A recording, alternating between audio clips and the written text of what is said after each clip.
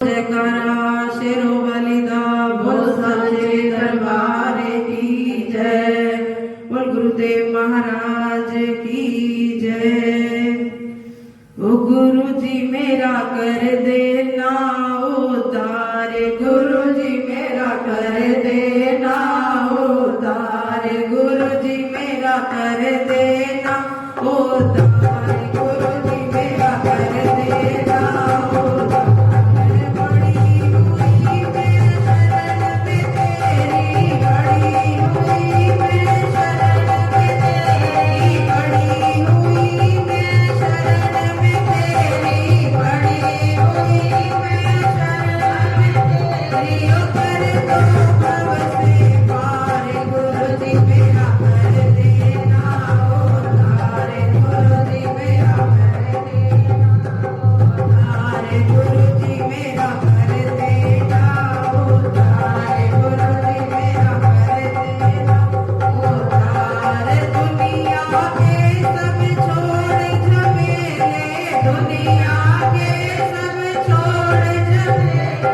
दुनिया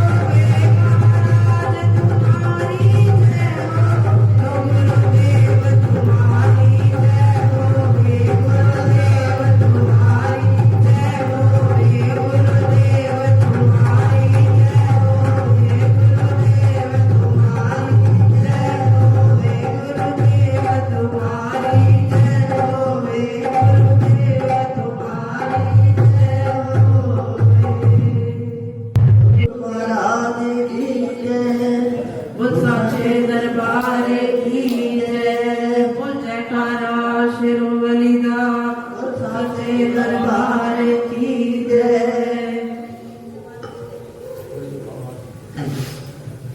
बोल साचे दरबार की जय। ओ मैनू दे दे तू मामा वाला प्यार, मां तेरे दरबार आईया। मैनू दे दे तू मामा वाला प्यार, मां तेरे दरबार आईया। मैनू दे दे तू मामा वाला प्यार, मां तेरे दरबार आईया। मैनू दे दे तू मामा वाला प्यार, मैं तेरे दरबार आईया। मेरी शेरा वाली सरकार, मां तेरे दरबार आईया। मेरी शेरा वाली सरकार, मां तेरे। जय माता की, जय माता की। बोल गुरुदेव महाराज की जय। सागर से भी अधिक गहराई है जिसकी, हिमालय से भी अधिक ऊंचाई है जिसकी, आसमान से भी अधिक असीमता है जिसकी, और धरती से भी अधिक सहनशीलता है जिसकी, ऐसे मेरे गुरुदेव को शत शत प्रणाम। जय माता की। Always keep yourself determined and focused towards your goal. Always keep yourself determined and focused towards your goal. Keep faith in spirituality and Guru to achieve them in a better way. जीवन में स्थिरता का होना बहुत ही आवश्यक है, क्योंकि हमारा जो मन है वो सदैव चंचल ही रहता है। इसलिए स्थिरता का होना बहुत ज्यादा जरूरी है। जब हम गुरु महाराज के श्री चरणों के विमुख रहते हैं तो हमें सत्व ज्ञान की प्राप्ति होती है, और जो हमारा तम है, जो हमारा रज है, अंधकार, हमारा आलस, हमारा गौरव, हमारा अहंकार, इन चीजों का नाश होता है गुरु के सत्व ज्ञान से।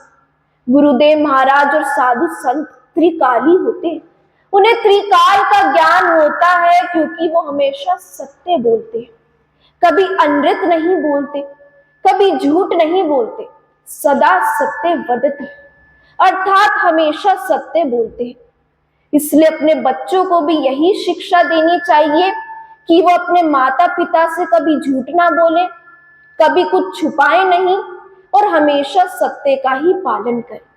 और भगवान को भी ऐसा ही भगत प्रिय होता है, ऐसा व्यक्ति प्रिय होता है जो हमेशा सत्य भाषण करता है। जय माता की। एक नगर में एक पंडित जी रहते थे, अपनी पत्नी के साथ रहते थे, और उस नगर के सारे लोग पंडित जी के पास समस्या को लेकर आते और पंडित जी उन्हें कोई ना कोई उपाय बताते और उनकी समस्या को दूर कर देते थे। तो एक दिन पंडित जी की पत्नी ने कहा कि पंडित जी, जो आप उपाय बताते हो वो सत्य भी होता है या ऐसे ही मनगढ़ंत बता देते हो, कि वो सच होता भी है या फिर लोगों का मूर्ख बनाते हो? तो पंडित जी ने कहा कि तुम मेरी पत्नी हो, तुम ऐसी बात कैसे कर सकती हो? कि मैं तो माँ दुर्गा का पाठ करता हूँ, देवी भागवत का पाठ करता हूँ, दुर्गा सप्तशती का पाठ करता हूँ, और उन्हीं से जो ज्ञान की प्राप्ति होती है, जो माँ के नाम से जो प्राप्ति होती है, उसी से हर किसी को मैं उपाय बताता हूँ। तो मैं बहुत ही भोला भाला और ईमानदारी से और माँ दुर्गा के नाम से कार्य करता हूँ। तो तुम ऐसी बात कैसे कर सकते हो? अगर तुम ही ऐसी बात करोगी तो मैं किसी तीसरे से क्या अपेक्षा रख सकता हूँ? तो पत्नी ने कहा कि अगर ऐसी बात है तो आप अपने लिए कोई उपाय क्यों नहीं करते? कि आपने कभी हमारा घर देखा है कि हम कितनी छोटी सी झोपड़ी में रहते हैं, खाने को भी इतना कुछ नहीं है, तो आप कोई उपाय क्यों नहीं करते जिससे हमारी जो दरिद्रता है, जो गरीबी है, वो दूर हो जाए? दूसरों की परेशानी तो दूर कर देते हो, दूसरों को अच्छे उपाय बता देते हो, लेकिन खुद के लिए क्यों नहीं करते? तो पंडित जी ने कहा ऐसी बात नहीं है, कि जो जीवन जीने के लिए है सामग्री होनी चाहिए वो हमारे पास संपूर्ण है। और माँ दुर्गा की कितनी बड़ी कृपा है कि हमें कभी रात को खाली पेट नहीं सोना पड़ता, तो और क्या ही चाहिए। तो इसी में हमें संतुष्ट रहना चाहिए। तो पत्नी कहती है कि तुम्हारी ईमानदारी ही देखना, कि एक दिन तुम्हारी ईमानदारी की वजह से ही कोई भी तुम्हारे पास नहीं आएगा और हमें भूखे ही मरना पड़ेगा। ऐसा वो गुस्से में कहकर चली जाती है। तो एक सेठ जी पंडित जी के पास आते हैं, बहुत दूर से आते हैं, और सेठ जी कहते हैं कि पंडित जी, कि मेरे पास इतना सारा धन है, इतनी दौलत है, वैभव है, सारे सुख है, परंतु उसका उपभोग करने के लिए कोई संतान नहीं है। तो अब आप ही बताइए मैं क्या करूं, कि ऐसी क्या कमी है कि मैंने सारे व्रत किए, पुत्रेष्टि मैंने विद्या भी की, हवन भी किया, लेकिन फिर भी कोई संतान नहीं। तो पंडित जी ने कहा ऐसी बात नहीं है, कि आपको पुत्र की प्राप्ति होगी, लेकिन धैर्य रखना पड़ेगा, समय लगेगा, क्योंकि पिछले जन्म में आप एक शिकारी थे और आपने एक तोते को मारा, और वो तोता अपने बच्चों के लिए दाना ले जा रहा था, भोजन ले जा रहा था, और आपने उस तोते का वध कर दिया, और उसके बच्चे बेचारे छोटे भी थे और वो भूख से तड़प कर मर गए, अपनी पिता की याद में भी, और भूख से वो मर गए। तो वही पाप आपको लगा है जो इस जन्म में भोगना पड़ रहा है। तो जब इस पाप से आपकी मुक्ति होगी तो आपको पुत्र की प्राप्ति अवश्य होगी। सेठ जी ने कहा कि पंडित जी, मेरे पास इतना धन है कि मैं आपके घर को धन से भर दूंगा, आप कहो तो आपके लिए मैं एक महल भी बनवा दूंगा, लेकिन आप कोई उपाय बताइए। ये सुनकर पंडित जी को गुस्सा आ जाता है कि क्या तुम अपना लालच दिखाने के लिए, अमीरी दिखाने के लिए इधर आए हो? कि जो लोग अपना लालच दिखाते हैं या अहंकार से काम करवाना चाहते हैं, कि ऐसे लोगों का काम तो मैं कभी इस जीवन में करता ही नहीं, कि आप कहीं और ही चले जाइए, कि मेरे को आपको कोई उपाय नहीं बताना, आप अपने धन का लालच, अपने धन का घमंड किसी और को ही दिखाइए। ऐसा करके सेठ जी को भेज देता है। और जिस दिन से सेठ जी पंडित जी के घर से चले जाते हैं, उस दिन से कोई भी व्यक्ति पंडित जी के घर पर नहीं आता। सेठ जी पूरे गांव में ये बात फैला देते हैं कि जो वो पंडित है ना, कि मैं उसके पास गया था, कि वो तो झूठे उपाय बताता है और हर किसी को मूर्ख बनाता है, पागल बनाता है, इसके पास मत जाओ। तो हर किसी ने आना बंद कर दिया और दोनों की ऐसी नौबत हो गई, पति पत्नी की, पंडित की और पत्नी की, कि अब उनके पास खाने को भी कुछ नहीं बचा। ऊपर से पत्नी ने भी वही ताना दिया कि मैंने तुमसे कहा था कि तुम्हारी वजह से एक दिन ऐसा आएगा कि कोई भी तुम्हारे पास नहीं आएगा और हमें भूखे मरना पड़ेगा। दोनों ही बिल्कुल असहाय हो गए, ना ही कुछ खाने को बचा, ना ही कोई धन बचा, और ऊपर से रोगग्रस्त भी हो गए, रोगी हो गए। अब ना वो उठ सकते हैं, ना ही कोई काम कर सकते हैं, ऊपर से पेट में कुछ खाने को भी नहीं। और ऐसे ही दिन बीत जाते हैं, दोनों भूखे रह जाते हैं। पत्नी कहती है कि लगता है कि मृत्यु का समय आ गया। तो पंडित जी ने कहा कि मृत्यु का नहीं, कि माँ दुर्गा से मिलने का समय आ गया है, कि तुम भी ऐसा ही करो कि तुम भी माँ दुर्गा का ही नाम लो। क्या पता अंतिम सांस में कौन सा चमत्कार हो जाए, कि कौन सा भाग्य बदल जाए, वो तो हमको भी नहीं पता। तो पत्नी भी उसके कहने से माँ दुर्गा की प्रार्थना करने लगती है। दोनों असहाय होकर माँ दुर्गा पर निर्भर हो जाते हैं। और तभी माँ दुर्गा दोनों को दर्शन देने के लिए आती है, प्रत्यक्ष रूप में दोनों को दर्शन देती है और कहती है, पंडित कहता है कि आज तो मेरा दुर्भाग्य भी हो गया और सौभाग्य भी हो गया, कि माता तुमने दर्शन दिए, कितने सौभाग्य की बात है, लेकिन मेरा दुर्भाग्य देखो कि मैं तो उठकर तुम्हारे पैर भी नहीं छू पा रहा, कि इतनी भी हिम्मत नहीं है, ना ही मैं तुम्हारे सामने हाथ भी जोड़ पा रहा, इतनी हिम्मत है ही नहीं शरीर में। पत्नी भी माफी मांगने लगी कि मैंने कभी अपनी पति की, उसके पूजा पे विश्वास नहीं किया। तो माँ दुर्गा ने कहा कि तुम दोनों ने निस्वार्थ भाव से हर काम को किया है और मेरे पूजन को भी किया है, तो मैं तुम्हें यह आशीर्वाद देती हूँ कि तुम में सिर्फ नगर का नहीं, इस पूरे संसार का कल्याण करोगे और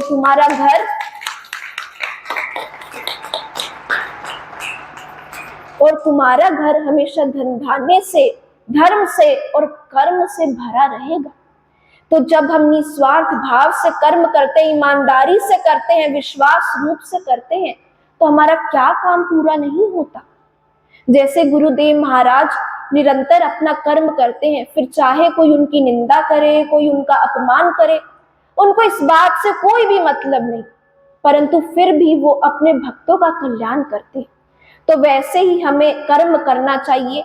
हम कहते हैं हमारा काम नहीं होता, हम कभी इधर जाते हैं, कभी उधर भटकते हैं, कभी कहीं भटकते हैं। काम कहाँ पर होता है? जहां पर हमारा विश्वास होता है।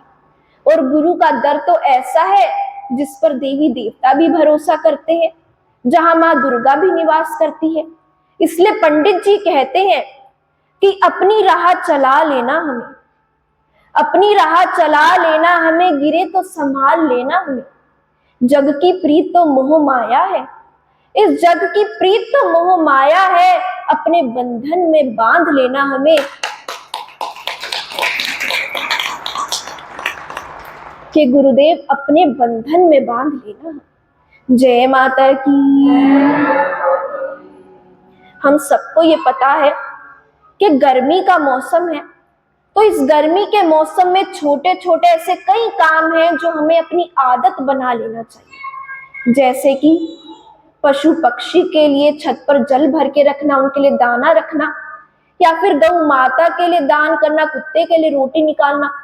तो ये छोटी छोटी आदतें हैं, लेकिन इनका पुण्य बहुत बड़ा होता है। और गुरुदेव महाराज तो हमेशा ही कहते हैं कि प्रेम भाव से और भाईचारे के साथ और मानवता के साथ रहना है, तो यही हमारा धर्म है। बोलो गुरुदेव महाराज की जय।